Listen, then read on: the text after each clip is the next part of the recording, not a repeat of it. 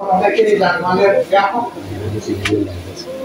ক্ষেতের মতন তলিয়ে গেছে, পুকুরের মাছ, ফার্মের মাছ সব একাকার হয়ে পানিতে ভেসে গেছে। গবাদি পশু, হাঁস মুরগির ব্যাপক ক্ষতি হয়েছে।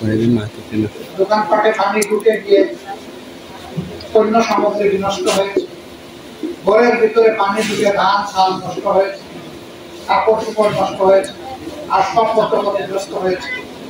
বিশাল ক্ষতি কুষানোর শক্তি আমাদের সরকারের নেই, কোন দলের নাই, কোন ব্যক্তির নাই।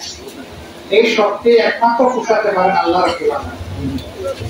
কিন্তু মানুষের বিপদ যখন আসে, অন্যান্য মানুষের উপরে কিছু দায়িত্ব করতে হয়।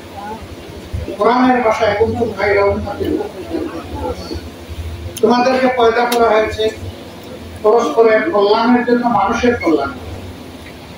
আল্লাহ রাসূল বলেছেন খায়রুন নাস মাইয়ানফাউন নাস, মানুষের মধ্যে সেই ভালো, সেই উত্তম যে বিপদে মানুষকে সাহায্য করে। এখান থেকে বোঝা যাচ্ছে একটা স্লোগান যে আমাদের সমাজে আছে, মানুষ মানুষের জন্য। এই স্লোগানটা ওখান থেকেই এসেছে। আমরা বলি না মানুষ শুধু মানুষের জন্য না, মানুষ মানব জাতি সহ আমার মখলুকের জন্য।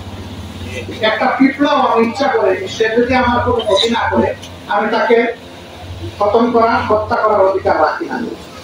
গবাদি পশু, তাদের মুখে কোনো ভাষা নাই, কিন্তু পেট তো আছে, মুখের তো ভাষা আছে। আমরা যখন সুনামগঞ্জের হাওড়ে ঘুরে ঘুরে কয়েকদিন মানুষের সাথে ছিলাম, আহারে কি কষ্ট মানুষের। ঘরের উপর দিয়ে পানি চলে গেছে, বন্যার পানি। গান বাসানোর তুলে সরকারি বিল্ডিং যেখানে যেটা পেয়েছে ওখানে যে গরু ছাগল মানুষ একসাথে গেছে।